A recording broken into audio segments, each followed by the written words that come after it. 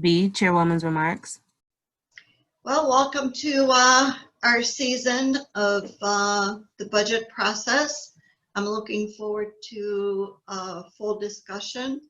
How we're going to proceed is that we are going to have members ask questions first, committee members, and then those who are listening in, commissioners, will be able to ask as well, but after the committee members have spoken.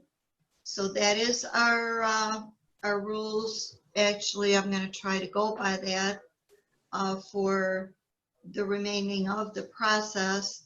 And I really do want this to be as open and transparent as possible. So I may be lenient at times with the public and with other committee members as well. But I look forward to a well-discussed couple of, well, actually all of the meetings in September. Next item, please. C, 1, CFO budget presentation to the committee. Thank you. We have the CFO with us. Mr. Huey Newsome, please go ahead and you can start the presentation. Thank you, Madam Chair. I will say that I believe my understanding is that the members of the committee have received the budget itself. I did not have a presentation, but I did want to give some remarks. Yes. And in terms of information that I'm sure that will be distributed as we continue through the hearing process. But first I want to thank you, Madam Chair, for allowing me to come before the committee.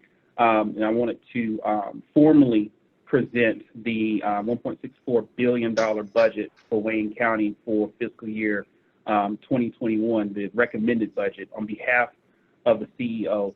Also the projected budget for fiscal 22. And this budget that we will be reviewing over the next few weeks via the hearing schedule that Chairwoman Varga just talked about, really it talks to the priorities that have been set forth by the CEO and his administration, making sure that the county remains healthy, making sure that we have balanced budgets. The budget recommended for 21 and for fiscal year 22 both are balanced, but it has been a challenge. And I think everybody knows that we're dealing with a pandemic, an unprecedented pandemic. But we had to balance making sure that we had enough resources to provide services to to the people of Wayne County, particularly in public health and public safety, as those people are on the front lines helping to address the pandemic and also keeping our residents safe and healthy, but at the same time making sure that we had proper resources to make sure the books were balanced. And so this proposed budget does just that. We, as you all are aware, the administration worked hard when the pandemic first started on a recovery plan for fiscal year 20. We presented that to the entire commission in July. And in that recovery plan, we had put several groups of people on furlough throughout the department. What this budget does, it restores certain departments, most departments, back to their pre-COVID, pre-recovery plan staffing levels. Again, one of the priorities I talked about was making sure that we are able to provide adequate services to the people of Wayne County. So this proposed budget does restore many of the furloughed positions. The exceptions being, the exceptions will be any grants that have expired. The chargeback units did not see all of their budgeted positions restored, even though their field positions were restored, or their furlough positions were restored. And those are the major pullbacks. But for the most part, we were able to restore staffing levels. The one thing that I will say, though, is that this budget, as we talked about in the committee of the whole meeting earlier today, for fiscal 21, we did rely quite a bit on CARES money, roughly about $30 million, just south of 30 million, 26 million to be exact, in fiscal 21 to help us balance the budget, with the ability to show that you know, salaries can be reimbursed for certain positions because their work has been predominantly dedicated to addressing COVID. Well, unfortunately, based on what we have assumed, that CARES money goes away partway through fiscal 21. So this budget assumes that you know, that money will sunset, and going into fiscal 22, we will no longer have that. And so the challenges that we see in fiscal 22 versus 21 are amplified also by the recent Michigan Supreme Court case ruling that inhibits our ability to pull money from the Dtrf and move it into the general fund. In fiscal 21, we worked with Treasury and were able to get a commitment of a $30 million transfer from the Dtrf into the general fund, again, to help us balance the budget in fiscal 21. But in fiscal 22, we see significant challenges because, you know, our assumption is, due to Raffaele, that goes away. And I haven't even started to talk about the, you know, the challenges with property tax collections. Again, we're assuming, and all signals show, that we're going to see a downturn. The downturn is going to hit property tax collections, which is our biggest revenue item in the general fund and overall in the county, in two ways. In the immediate future, we have projected we'll see a miss in collections, right? That miss in collections would be we projected it in fiscal 20. We're going to continue to monitor it via the collection of the summer millage, which is, you know, due as we speak, which is currently due, to give us an idea of where our prediction for fiscal 20 is.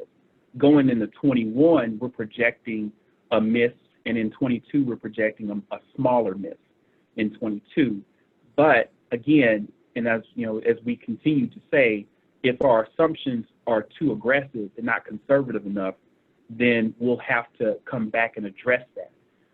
That is one of the challenges of our dependence on property tax collections, property tax revenue, as one of our major revenue sources. So, again, if you think about the challenges that we've seen, we know we expect to have some reduction in property tax collections. We know that the Raffaele case is going to challenge our ability to move money to collect money in the DTRF and then move that and transfer that money over into the general fund.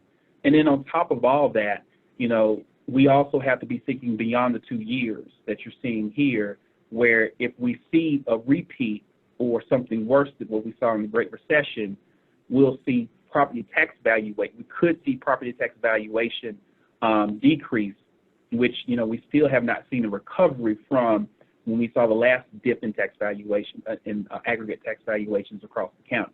Again, nobody has a crystal ball. We don't know, but this budget does make certain assumptions that there will be at least a hit to property tax collections in the next couple of years. So let me just continue to say that, again, we are presenting a budget that does depend quite a bit on federal aid in this fiscal year. It does depend on that surplus coming across in this fiscal year. And we continue to hold the line as best we can in the provision of services. But one very important thing to note is that when we build the budget, our first responsibility is to make sure that we fund mandatory spending obligations. So this budget funds $93.8 million of mandatory spending obligations in terms of debt service payments, rent payments, liability settlements, funding for parks, and payments to DWIM. And so that's always the first step. And then it also funds 100% of the defined contribution retirement plans, pension, as defined by the independent actuary. GRS, who serves as the independent actuary for Wickers. And also, in addition to that, sets aside an additional $5 million in the roads fund as additional payments to Wickers, which is something that we had reestablished in fiscal year 20 to take advantage of the fact that assets in the securities markets are relatively cheap because of the downturn right now.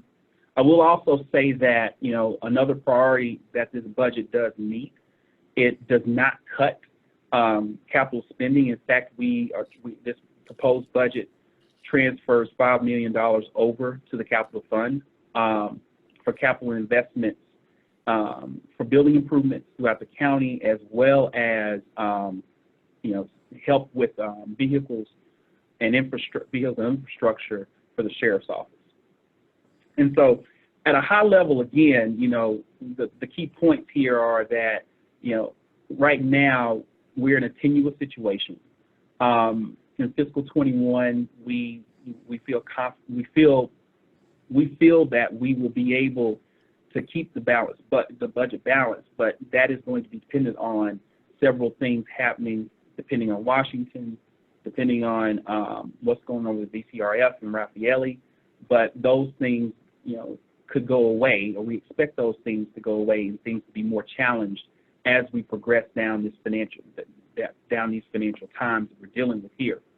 But again, I think the key word, and you'll see in the transmittal letter, I mentioned it in the committee of the whole when we presented it to the entire commission,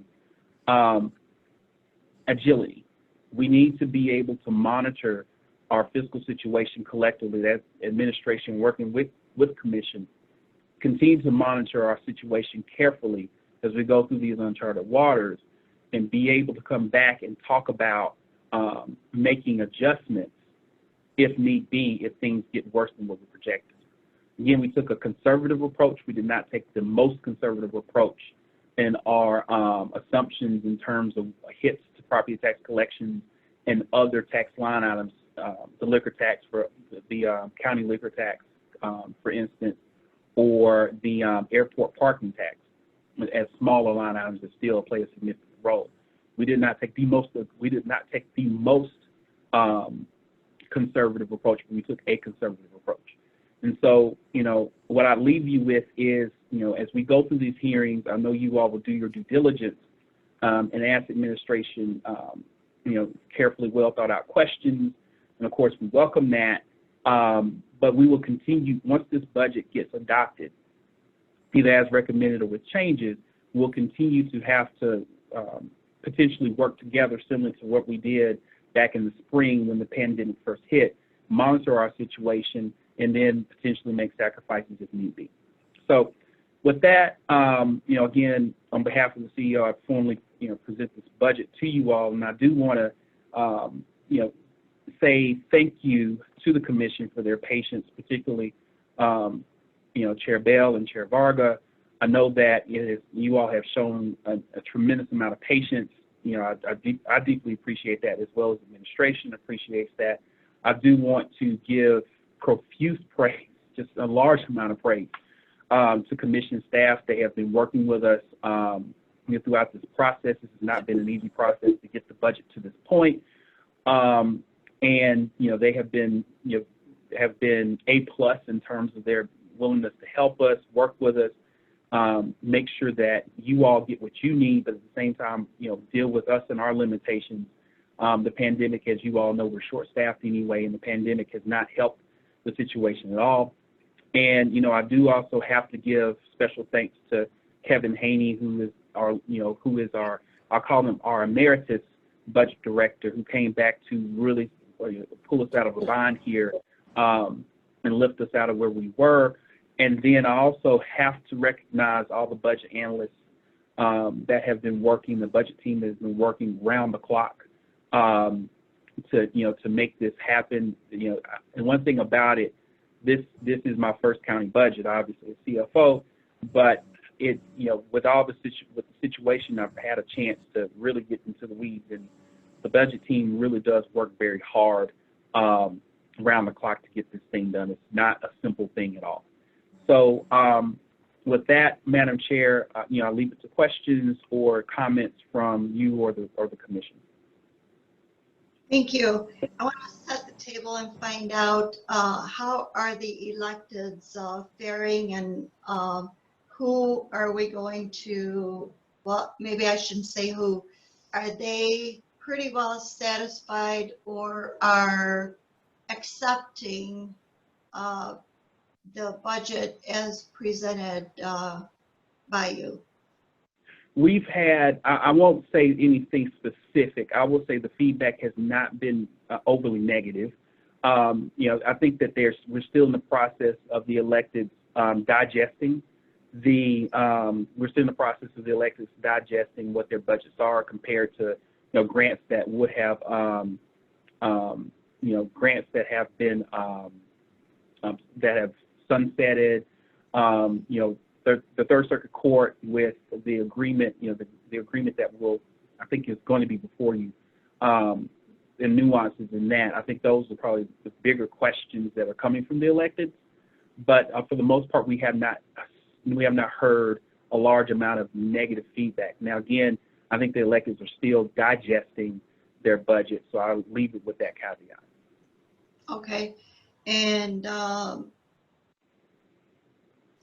do you have any inclination yet as to, will we be able to refinance some of our higher bonds? I know that we put it out there, but do you have an answer yet? I'm sorry, I meant to bring that up, and I'm glad you asked that question. That's a great question. So we are full speed ahead. It's, September is going to be a rough month, actually, because we're going to the rating agencies next week at the same time that we're going, that this whole thing is, that we're going through hearings. So September is going to be a rough month for M&B and for administration. But the plan is, Madam Chair, for us to refinance those bonds that that you all authorized us to refinance. And we plan to have that closed by the end of this month. This budget, however, does not assume, to be conservative, this budget does not assume that we're going to save anything on that refinancing. So anything that we save is on top of, on top of the bottom line that we have now. So yes, we are full speed ahead on that, and I will gladly report when the time is right, the results of that issuance. But at the same time, to be conservative, we assumed that we weren't going to we weren't going to save anything in this budget. And on top of that, are you in negotiations with unions on their end? That is correct. We are in negotiations with unions. Those I don't want to get too deep into the update on that. There are certain assumptions in this budget, and I'll leave it there for now. In terms of where those negotiations will go, I don't. If I can get a report to you or an update to you on where that is. I just wanted to bring. I'm sorry. I just wanted to bring the members in on that. There are negotiations going on with contracts. Yes, thank you. Thank you very much. Thank you. We have been joined also by our very own Chair Alicia Bell and Commissioner Killeen and Commissioner Haddis. I will give the floor to our Chair, Commissioner Bell. Do you have any questions?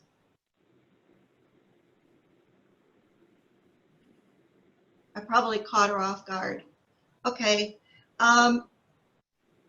How about our fiscal advisor? Can we see if Mr. Abbo has anything to add? Oh, I just want to echo some of the things that the CFO has said. I think he did well in presenting the difficulties associated with this year's budget. Some of the processes were abbreviated because of the situation with COVID. And the fact that there are so many uncertainties associated with this year's budget. I mean, just funding levels, losses of revenue, increased expenditures. Again, the process in developing the budget was abbreviated, and we've got a shortened time frame in order to go through our process of evaluation and review. But I think that everybody's come together and everybody's working, as I like to say, all of our arrows are pointed in the same direction. So that's a good thing. We're working with the administration to make sure that everything gets done timely. Anything that we can't get through before approval, we will deal through budget adjustment process as there is more clarity in some of the uncertainties associated with again, some of the issues, COVID, dealing with Raffaele as Huey had indicated. So all of those things, we will get more clarity as time goes on, and we'll deal with it through the budget process. One thing I would like to add is I would like to thank my staff, Terrence and Mary, for all of their hard work, and especially the hard work that they will be presenting or you're dealing all with set? in this month. Do I need to sign something? No. Okay. So thank you to them in advance. Thank you to the administration for working with us as well. Thank you. And we've also been joined by Commissioner Dowd too. Yeah, doing this Zoom. Commissioner Scott, we can hear you on the phone. Yeah. Okay, could we give members a little bit of flavor of how we're going to handle the documents just prior to the meetings, please? Mr. Ebel or Mary? Yeah, we're going through the analysis phase right now. We've been sending out questions to the various departments. I think everybody's received the calendar. We're going to try and stick with that calendar as much as possible. And we'll be sending out analysis and summary before every meeting, hopefully with enough time so that they can digest it, evaluate it, and bring forward their questions at the time of the presentation by each of the departments. So members, please look at your emails a couple days or so before each of our meetings, because the parts that we are going to be discussing are the parts that you are going to receive the analysis on, correct? Mr. That is Ebel? correct. And again, the whole timing has been shortened. So, we're trying to accommodate that as much as possible without shortchanging any of our processes.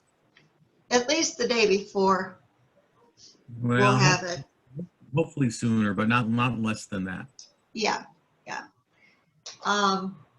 Thank you. I'll open the questions for members. Any members have any? Commissioner Anderson? Thank you, Madam Chair. I along that to that point about the agendas and the analysis. If we want to print it out to make notes in the margins and everything, we just individually need to do that, right? Yes. Okay. So if, of course, I know Mark had said possibly 2 days. Hopefully we can get it as close to that as possible, which allows us time to do it. I don't want to burn up my printer at home to be able to do that, but that's all. Commissioner, if I could respond to that. Yes. Any failure on timing will not be through lack of effort. We will do everything we can to get it as soon as we possibly can. Our concern also is making sure that it's as thorough as we can possibly make it. Again, we don't want to shortchange any of our prior processes. Again, the problem is that the schedule's been contracted so much. So we will use best efforts and to making sure that all the commissioners have as much information as we can possibly provide, as timely as we can possibly provide it. Right. Yeah, I know you'll do that.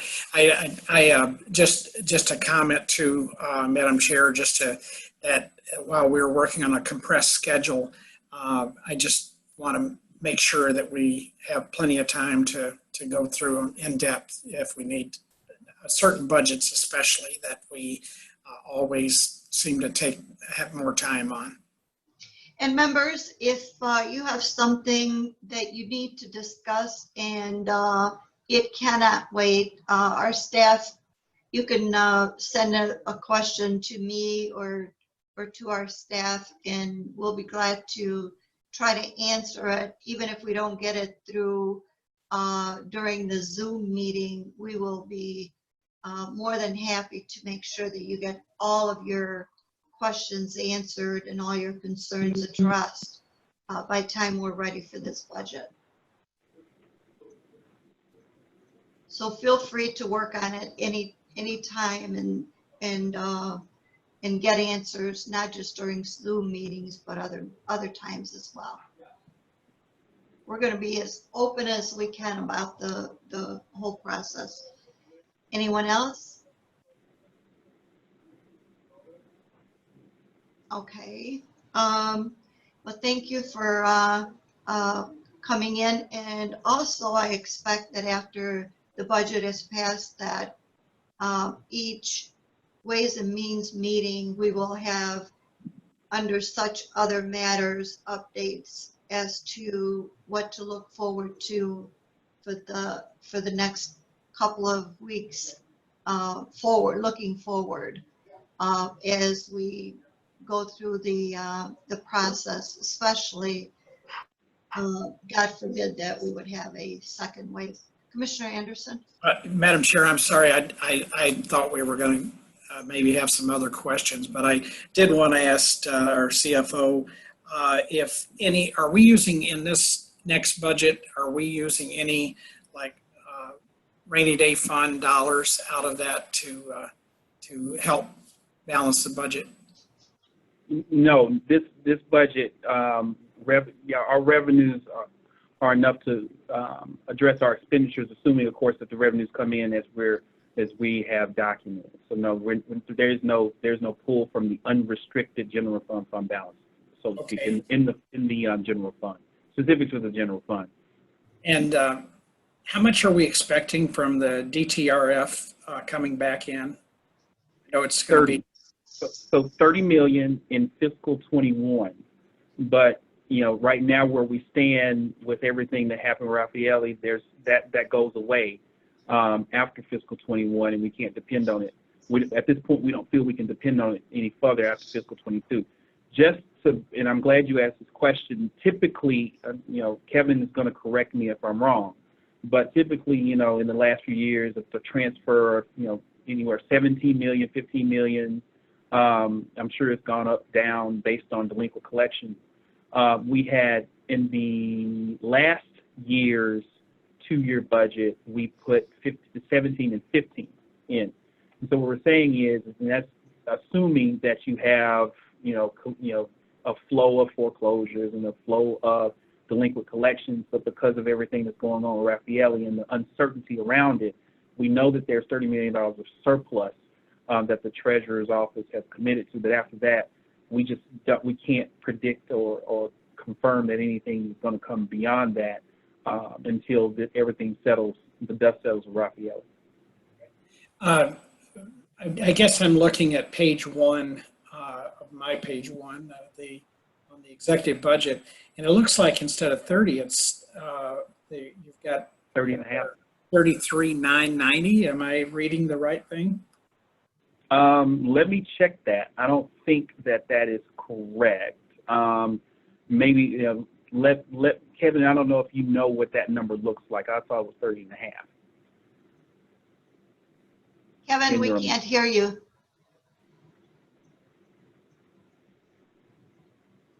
We see you, we can't hear you. Can't hear him. Is Kevin unmuted, Madam Clerk? Looks like it. His audio is not working. All right, let me see if I can chat it to him. Use sign language, yes or no? Actually, I can answer. I can answer that question. 3. 34. Yes, go ahead, Mr. Abbo. The 33 million there doesn't represent what the transfer amount is. That's effectively just the budget. It incorporates all aspects of the treasurer's delinquent tax revolving fund. So, Gotcha. Okay. Okay, but I guess then, Mark, could you tell me where in this section, wouldn't it be in this section which would, how much they're anticipating? It would be more in the detail of the treasurer's report. Okay. I can work with line commissioners. When you're talking about using surplus, this gives kind of an estimate of this budget of where for each fund, they have beginning fund balance plus revenue less expenditures, and the net of that is either going to increase or decrease the fund balance. If you look at page 29, all things being equal, the expectation is that the general fund will increase its fund balance by about $77.7 million. Now, hopefully that comes to fruition, but that tells you, the level of spending and where they expect to be at the end of the next fiscal year, which to me is very promising. It also tells us, if you look right below at the county road fund, they expect to be consuming fund balance, which means that they'll be doing more road work, which is probably something that we'll want to talk about as we get into the budget hearings, to talk about, what the road fund will be doing with the monies they collect and their fund balance. Can you guys hear me now? Yes. Yeah. Sorry about that. I don't know what was going on with I had my speakers on. So the DTRF program is going to give us $30.5 million. And then we're going to get an additional $2 million or thereabouts, $2 million and change from excess tourist tax. And that's going to fund some, right now we have Pinnacle debt that's being paid off, and we're using money for that for the Economic Development Department. And then a little bit of that is also going to fund the CUP over in the construction fund. Okay. Let's see, I had one more question, I think. Someone could tell me how many, did we have to, we got the same number of positions that we had in the previous year contract that are provided in this contract, or in this budget, I should say? The ultimate goal was to provide the exact same number of FTEs that we had last year. I haven't really looked at the position pile to see if that's higher or lower, but it's in the same general area. We did not eliminate positions other than positions that we would have had to cut as a result of losing grants or other revenue sources. So if grant goes away, then the position goes away. That's just the way it's always been, if you will. So. All right, that's all I have right now. Thank you. Alrighty, anyone else? I don't see anyone in the chat.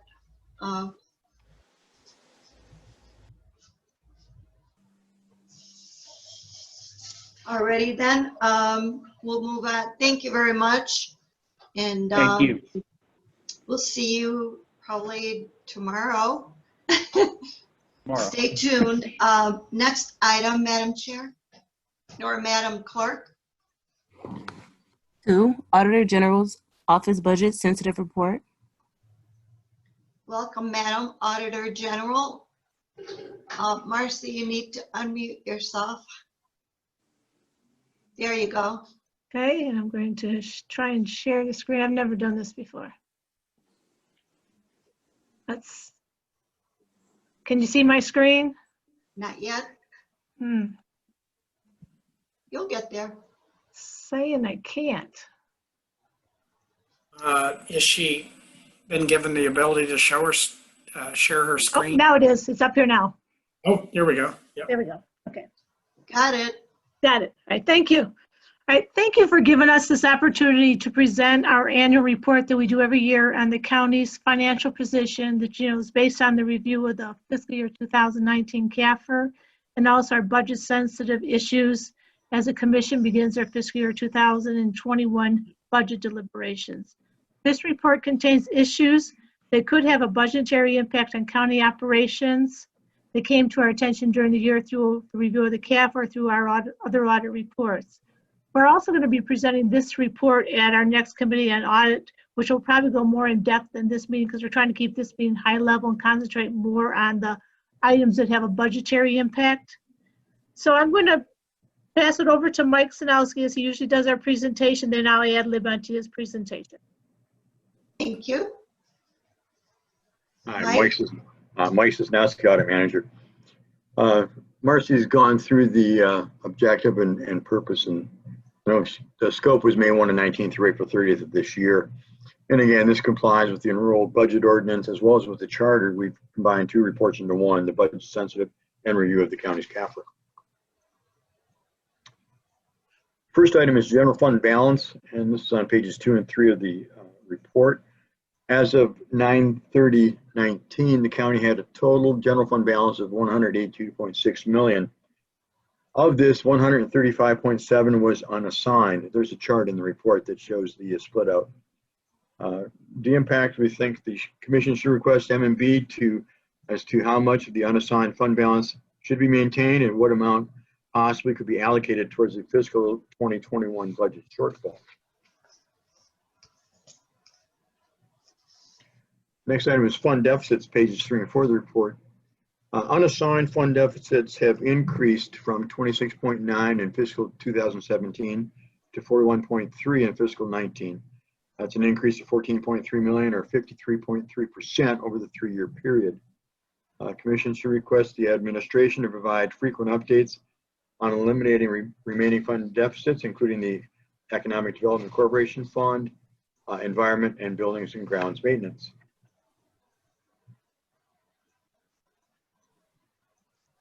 Revenue enhancements, user fees, this is on pages 7 and 8 of the report.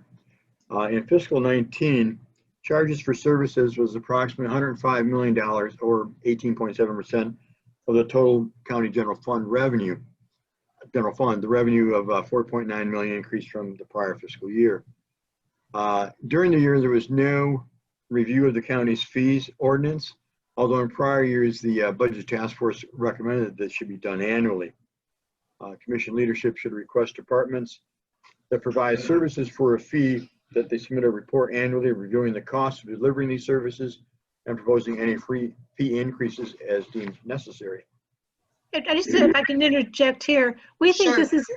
this is important too, because if we determine that a fee increase needs to be put in place, we want to make sure that that fee increase is not going to be a significant increase. And if we're looking at our fees every year, we can make small incremental changes rather than a large increase. Funding of the retirement system, pages 9 and 10. The funded ratio has increased from 54% in fiscal 2016 to 64% in fiscal 2019. The minimum required contribution for the actuary is about $51.7 million. The actuarial report listed a potential cash flow problem. Right now, the system has approximately 7 years worth of retiree benefit payments that can be paid from the current assets. Should be noted that with the 64% funding ratio, we're in compliance with Act 202 of 2017 as far as funded ratio goes. Commission leadership should request the administration to take measures to ensure that the system remains funded above 60% so that we are in compliance with the Public Act, and also request management's plan to increase the funding level while still providing essential county services, including addressing the shortfall in staffing and the potential impact of the COVID-19 pandemic. Dtrf program, we've discussed this, the CFO discussed this, and as well as Mark Abel. Just high level, as you know, annually the treasurer submits, gets late property taxes and issues an annual note to fund the LTUs with these unpaid taxes. A separate fund is set up each year for the DTRF. We looked at the program and noticed that there was approximately $127.8 million net position as of September 30th, 2019. As was mentioned, there's a recent court ruling regarding the sale of foreclosed properties that may impact the program negatively. And so the commission should request the treasurer's office to analyze and report the impact from the recent Supreme Court decision, what it will have on the DTRF funds, and provide periodic updates regarding any amounts that may be available to be transferred to the general fund.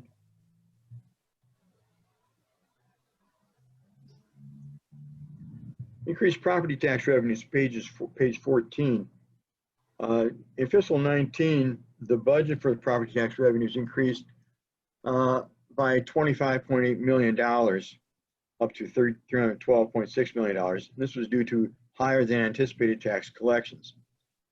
However, the actual property tax revenue came in $3 million less than budget. It came in at $309 million.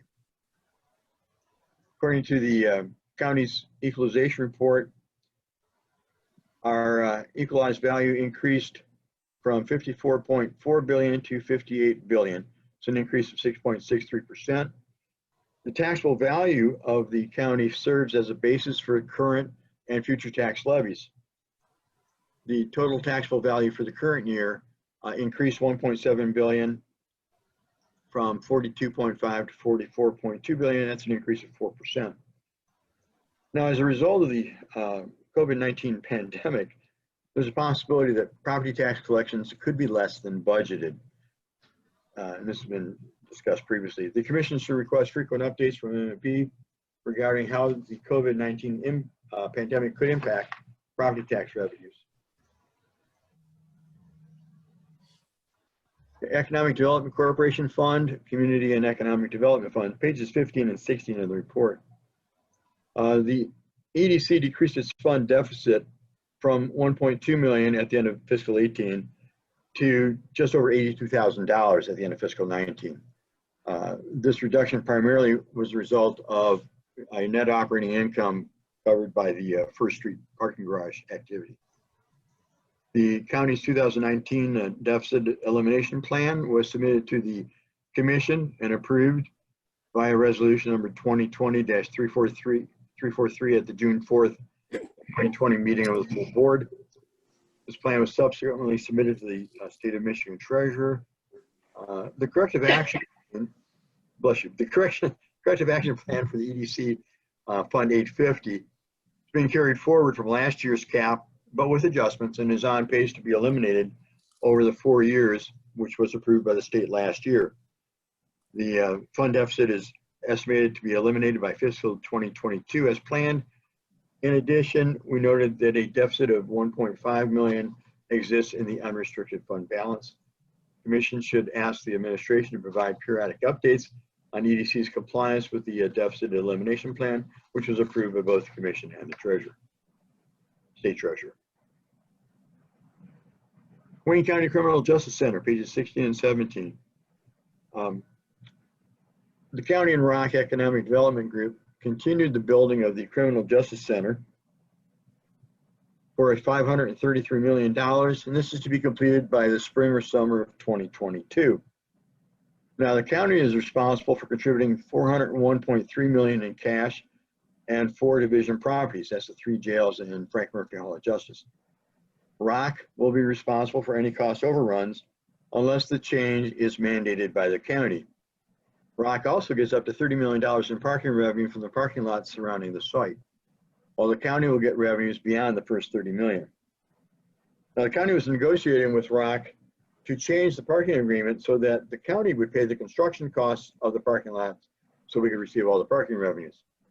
With the COVID-19 finance shortfalls, the funding of the parking construction was placed on hold. The breakout of the $401.3 million cost of the county is going to be funded as follows.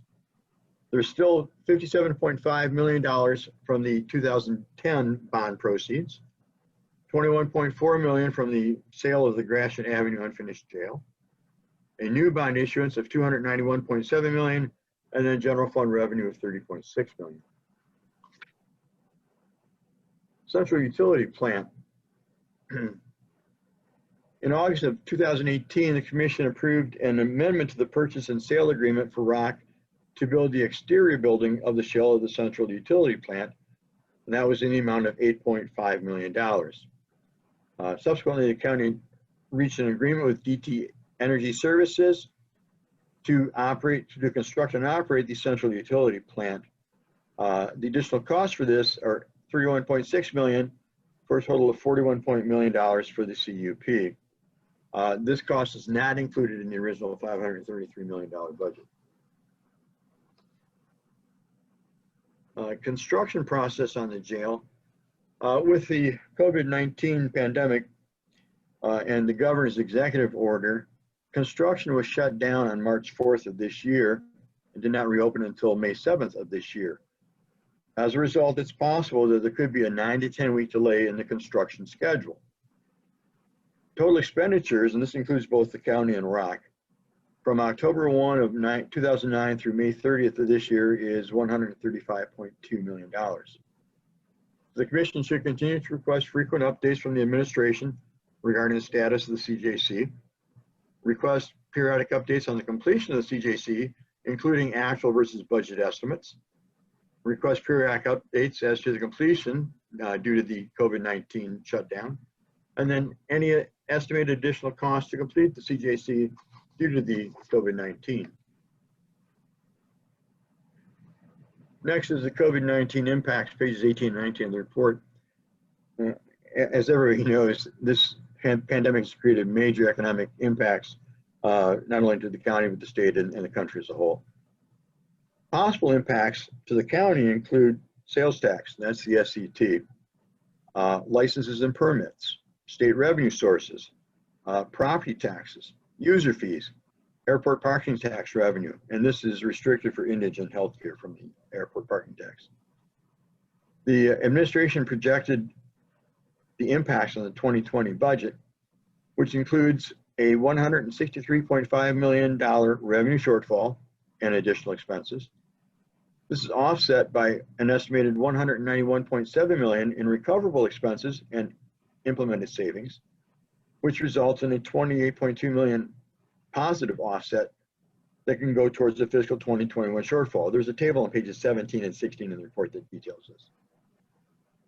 Now, as was discussed previously in the DTRF discussion, the recent court decision on foreclosed property, it's anticipated that $30.5 million transfer from the treasurer will not take place, which could result in the $28.2 million not being available to offset any fiscal 2021 shortfall. The commission should request frequent updates regarding the ongoing financial impacts of the COVID-19 pandemic on county operations, as well as any contingency plans to continue county operations accordingly. CARES Act funding, pages 19 and 20. Congress passed the Coronavirus Aid, Relief, and Economic Security Act, also known as the CARES Act. The county received $188.3 million under the CARES Act for expenditures incurred due to the COVID-19 pandemic that were not accounted for in our budget. The expenditure period is from March 1 of this year through December 30th of this year. Fund 298 COVID-19 was established, in which the revenues from grants and revenues are recorded in support of the county's COVID-19 efforts. The county hired a contractor, Guidehouse LLP, to help manage the reimbursement and compliance and other support issues services of the Act. Commission should request periodic detailed analyses on how the $188 million in the CARES Fund is being spent. Debt refinancing, we discussed, the CFO discussed earlier, so I think we can, unless there's any questions, we can pass that one. Deferred maintenance, pages 20 and 21 of the report. In June 2013, construction on the Gratiot Avenue Jail was suspended. Likewise, maintenance on the existing jail facilities was also suspended. So until the Criminal Justice Center is anticipated to be completed in 2022, maintenance on the current facilities must occur. Now this year, there was a doctor who inspected the 3 Wayne County jails as part of a lawsuit over the conditions related to COVID-19. He stated the aging Division 2 facility is in a state of severe disrepair and recommended the county discontinue housing inmates there as soon as possible because the conditions didn't allow for to follow CDC guidelines for the protection of workers as well as inmates. The commission should request an analysis from M&B regarding the anticipated maintenance costs for the current jail facilities, until the CJC is completed in 2022, as well as any COVID-19 financial/health impacts on incarcerating inmates in the jails that could possibly lead to litigation. Guardian Building, First Street Parking. This is pages 20 and 21, 22. Guardian Building had a net operating income of $88,000 for fiscal 19. In fiscal 18, they had a net operating income of $487,000. The total occupied space has increased to 95.47%, a 1.69% increase. Vacant space has decreased accordingly. It should be noted that 511 Woodward, which was 30,000 square feet, was sold during fiscal year 2019. For the First Street parking garage, the net operating income was $1.3 million for the fiscal year, and this is prior to a transfer to the Guardian Building business unit. First Street contains 1,543 parking spaces. 806 of these appear to be leased below market rates for the downtown area. Commission should request monthly revenue operating reports on both the Guardian Building and the First Street parking structure, including any special events, revenue, and/or agreements with valet companies.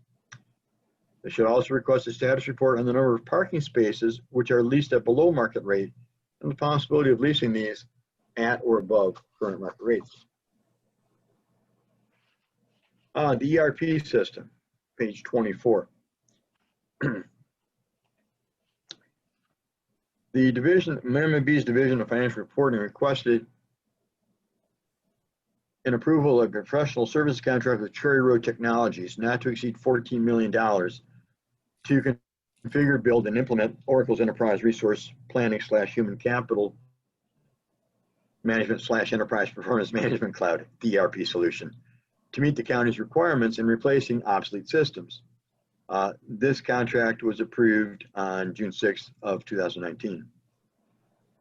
On April 30th, the Commission approved a modification to this contract, which would allow the Emphasis System SIM Pro Cash Management software to interface with 3 banks instead of just the original one anticipated. This is to meet the needs of the Treasurer's Office. This modification increased the not to exceed amount from $14 million to $14,014,000 for the period of June 6, 19 through June 5th of 2024. This project is going to allow the county to migrate from aging hardware and software, namely older versions of Oracle, PeopleSoft, and JD Edwards, to a new ERP financial human resources budgeting and reporting system program. The county uses PeopleSoft to process human relations and payroll transactions, and JD Edwards to process financial transactions. The implementation is anticipated to take 3 to 4 years. This project was not evaluated for cost savings, rather the focus was on replacing the current system, JD Edwards, before it fails. The county doesn't have a backup plan should JD Edwards fails. Expected cost is approximately $30 million for this implementation. Commission should request updates on the status of the ERP system implementation, including expected completion date and what plans are in effect if JD Edwards crashes. DOIT 2019-20 tech refresh. The original budget for this tech refresh in 2019-20 was $805,000. It's since been reduced to approximately $400,000 for the current fiscal year 2019-20. The department put out an IFB invitation for bid earlier this year, and that was halted due to the pandemic. As of May of this year, the process has resumed, and an IFB is expected to be requested in the near future. Now, according to officials in DOIT, decrease in the current year's budget will have a direct impact on the amount of equipment that can be purchased during this year. However, they are looking forward to expanding the project for multiple fiscal years. Commission should request DOIT officials when a complete refresh will be done and the total allocable cost. Succession planning, recruiting, staffing / open FTEs, page 26 of the report. According to the Director of Personnel Human Resources, the Employee Engagement Division continues to make progress with their strategic priorities, including identifying key positions, critical positions, and potential successor employees. However, this division only has 2 employees. So they employ technology from Bullseye Engagement to assist with the succession planning and implementation. They began configuring and implementing this new technology in October 2019. Training and deployment was to begin in the beginning of 2020 and was hoped to be completed by the second quarter of fiscal 2020. However, these original completion dates were estimated in November prior to the COVID-19 pandemic. Commission's leadership should request periodic updates on the progress of this implementation to help with succession planning and the impact due to the delays from COVID-19.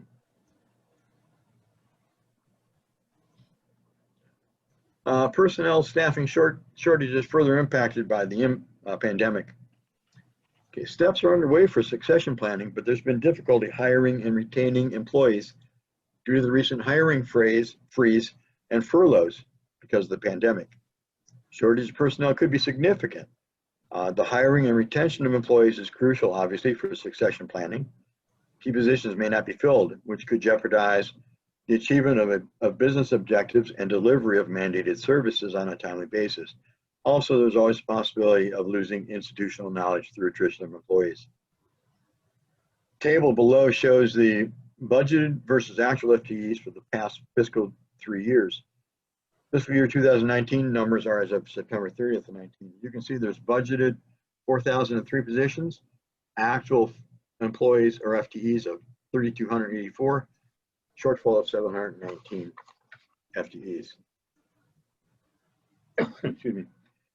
Commission leadership should request periodic updates from personnel on the progress of hiring new employees, on its hiring initiatives and retention policies in light of the COVID-19 pandemic, and how the hiring freeze could jeopardize departments from achieving their business objectives and providing mandated services.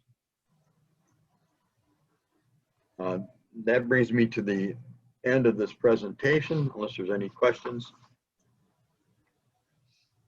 We kind of went through this really quickly, but we are available to answer any questions you have, or else through the entire budget deliberations. If there's any questions, please contact me. We'll be available to walk you through the report or any questions. I did send out a copy of the actual report this morning. This document will be formally submitted to the commission probably at the end of the week for the next committee and audit meeting, but I wanted to at least have a copy of the report in your hands. Thank you. I did receive it. So.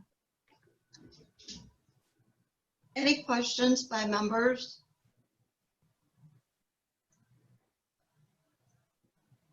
I don't see any hands up in group chat. Commissioner Anderson, I see your hand up.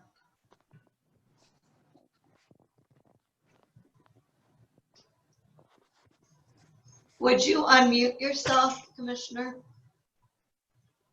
Thank you. Thank you. Marcy, I just wondered, did we receive the one on the parks millage yet? Do you know, or is it still coming? Yes, we're working on that right now. Probably within 60 to 90 days, that engagement will be completed. Okay, great. All right. Thank you. Thank you. Good job, you guys. Thank you. Yep, very good. Any other committee members? Any other commissioners?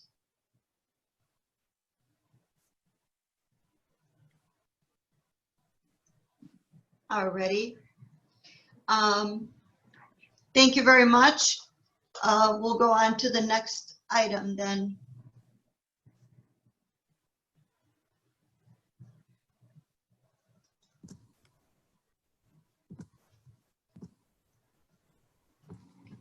D, such other matters as may be properly submitted before the committee.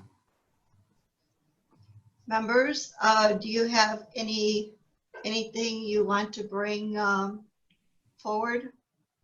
Any burning items on your mind?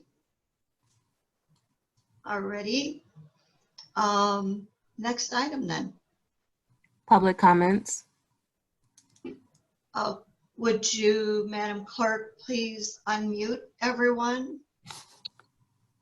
Yes. Everyone's unmuted. Everyone's unmuted. Anyone from the public wishing to address the Ways and Means Committee, please do so now. anyone from the public wishing to comment, please do so now. Do we have any emails from anyone, Madam Clerk? No, no emails. Okay, I do not see anyone asking anything in the chat. I'll ask one more time. Anyone listening in or on Zoom who would like to make a public comment? I hear none. Next item.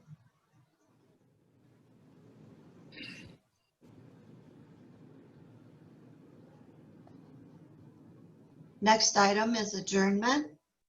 Move to adjourn. Madam Chair, before we adjourn, let me just apologize. I had some people working in the house and I kind of forgot that I was even on Zoom for a minute. Okay, go ahead, Commissioner. No, I just wanted to apologize. Oh, Thank you. I'm sorry we didn't miss anything, but everything that we discussed you have in your emails.